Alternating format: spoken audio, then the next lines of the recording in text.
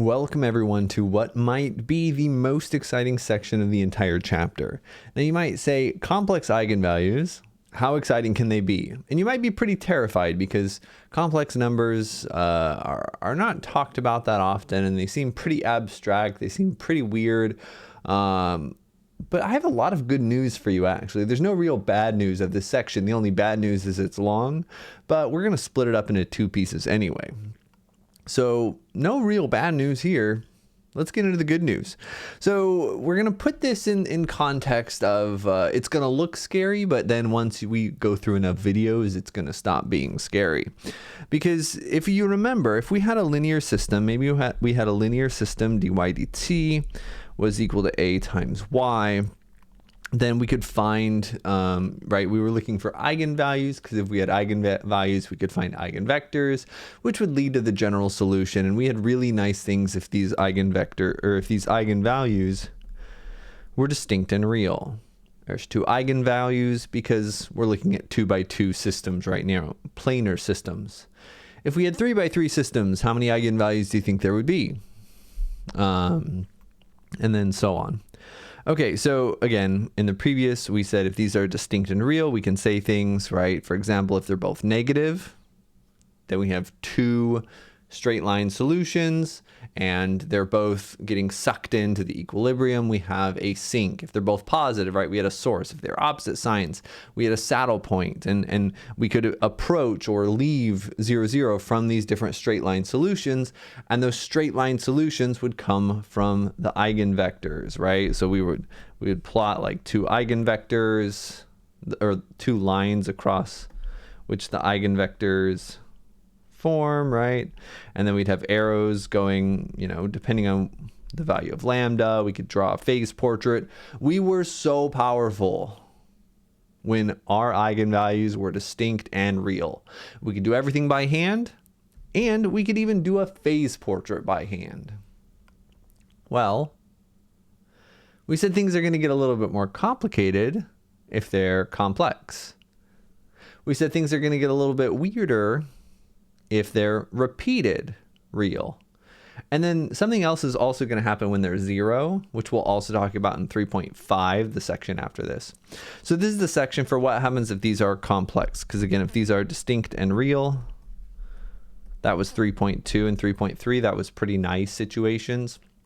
But again, complex is going to feel scary, but it's actually going to be really nice as well. Or you might say, not really nice, complexy nice. It's only the first video and we're already making jokes like that. So in order to do that, again, brief review, right? Something that you should know, I is the square root of -1. So what that means is I squared is -1. We'll be using that because we're going to deal with complex numbers. And just a quick side note, right? If you're an electrical engineers actually use I for current, and they'll call J the square root of -1. So if you're going into electrical engineering, watch out for that. They do use a slightly different letter for us, but you know, they're next to each other in the alphabet. So how different could it really be? And this is a good time to comment as well. This, you know, I like to do little intro videos. Yes, we'll look at a linear system without straight line solutions, but I just want to pause right now because we've all asked this question. We've all heard this question. Why do we care about complex numbers? And I'm happy to announce that if you have never gotten a good answer to this question, and most people don't have a good answer to this question. If you've never gotten a good answer to this question, you're going to get one today.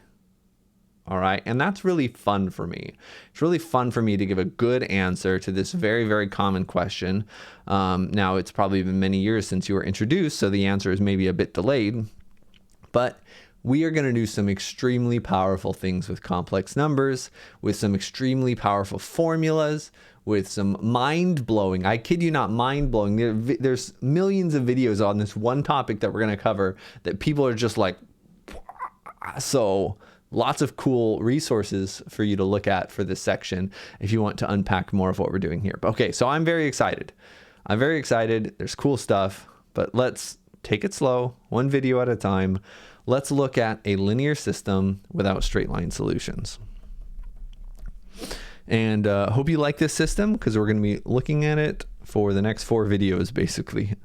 So consider this linear system, again, this linear system with constant coefficients. It's homogeneous, it's autonomous, it's a planar system, so it's a 2x2 system. All these, we're really only looking at very nice systems in chapter 3 here. And here our matrix A, our coefficient matrix, is going to be the matrix -2, -3, 3, -2. Now, if you want practice if you want practice finding eigenvalues, now could be a good time to pause the video, but hopefully you're pretty good at eigenvalues now, and set up, okay, eigenvalues are satisfying this equation for eigenvectors. You go over here, we say non-trivial solutions when the characteristic polynomial is equal to 0. So eventually, right, you're gonna get your characteristic polynomial is this. And this, when you use the quadratic formula or complete the square, you're going to find out that this does not have real roots. Specifically, the roots of this polynomial are going to be -2 plus or minus 3 times I. That's a complex number. Remember, complex numbers have real parts and complex parts, or imaginary parts, more accurately. Okay, so you might think we're a bit screwed. Because how do we have an exponential function, right? If we had real roots, right? Real roots, we say, oh, this is just e to the lambda t times, right? Our general solution, if you remember, was just this. If we had distinct real roots, then this was our general solution and everything was all hunky-dory. But what would it even mean to have a complex number as an exponent? How do we even deal with that? Does that even make sense? Well, we're going to not worry about that right now. We'll worry about that in the next video. But let's look at a qualitative analysis. Let's plot this with the phase portrait, right? Because even though we have complex eigenvalues, the coefficient matrix is real. This is a very simple system of differential equations, right? This is just saying that x prime is equal to -2x minus 3y, and y prime is just equal to, let's not use primes actually. I mean, you could say x dot, the derivative with respect to t, right, is this. This is a very simple system. There's no complex numbers here. The eigenvalues are complex for the matrix, but again, we can plot this no problem. We could actually get a sketch of the direction field by hand. It might not be a very good one, but we could plug in a bunch of numbers and do that. So let's see what this direction field looks like. There's not going to be straight line solutions. Why? Well, if there were straight line solutions, they'd be along the eigenvectors, but the eigenvectors are going to be complex since the eigenvalues are complex, right? There's no way to have lambda be complex and a be real unless v is also a complex valued vector. So we know the eigenvectors have to also be complex. So let's see what this looks like. So we go to our phase plotter, and what we're going to do, right, is just plot this in. It is just -2 times x minus 3 times y. And then 3 times x minus 2 times y. We're going to plot this. We'll start with the vector field. Whoa. We can immediately see what's happening. And yes, there are no straight line solutions. You can see that when we're very far away, we're going very quickly. We're moving very fast, and we seem to be moving in a spiral. And then as we get very close to the origin, which seems to be stable here, we'll talk about how to recognize that from our eigenvalue. It seems to be stable. We're getting slower and slower, right? Which is, again, how a lot of these linear system solutions are going to work. We get this exponential decay where it's kind of asymptotically approaching the origin.